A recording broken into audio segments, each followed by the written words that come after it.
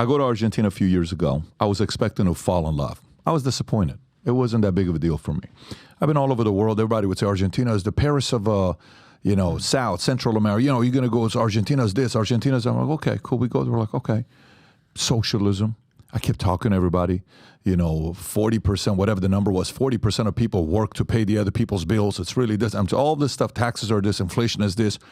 They keep telling me all this. I'm like, okay, how does a beautiful place like this go? Then we went to all the different spots. We went sailing. We did everything. We wanted to kind of get the experience. Yeah, we went to the cemetery with, who's the famous girl that Salma Hayek played? What's her name? Evita. Evita, right. Evita Perón. Don't cry for me, Argentina. The truth is I never... She did a better job than me, obviously.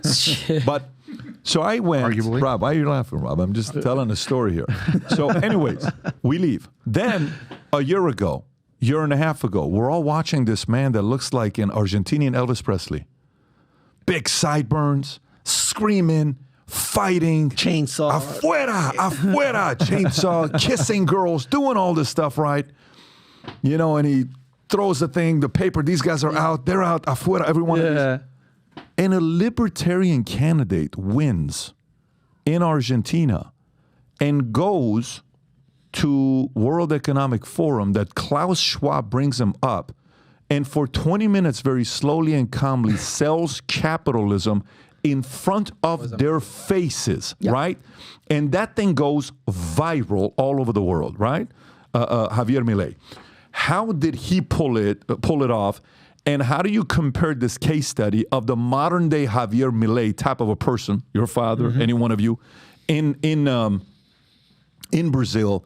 How was he able to pull it off in a socialistic country that sounds like Brazil is going through right now? I think one of the things is the environment was so miserable in Argentina. Yes, people were desperate trying to find a way out. That happens every time socialism go into power in a country. They destroy the economy.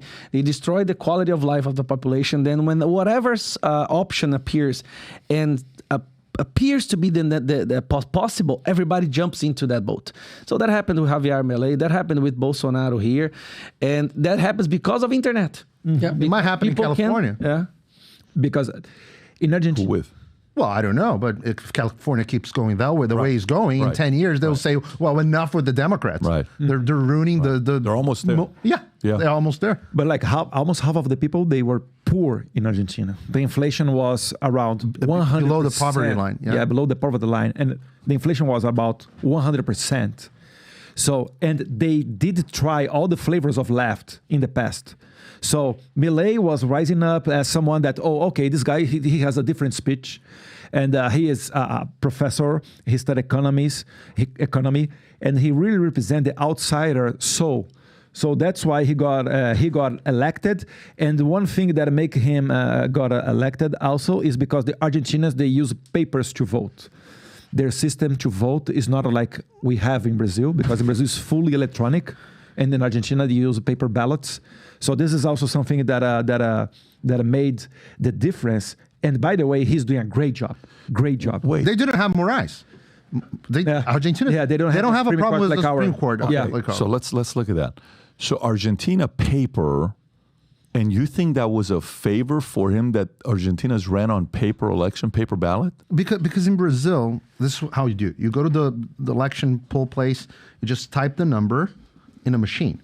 This machine sends the number to the computer of the Superior Electoral Court. And then you pray that your vote will be counted correctly by a court that was presided by Moraes, an open enemy of... This is like no exaggeration. There's no way to audit, and there were a ton of reports, including a report from the military, from the Ministry of Defense, saying that the system, they couldn't attest that the system was safe, and they couldn't do their job inspecting the machines.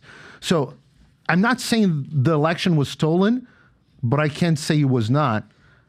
And I don't trust. So 82%, that's the actual poll, 82% of Bolsonaro's voters don't trust the system in Brazil. I'm talking about 37% of Brazilians, and that there are millions of people. So if you like this clip and you want to watch another one, click right here. And if you want to watch the entire podcast, click right here.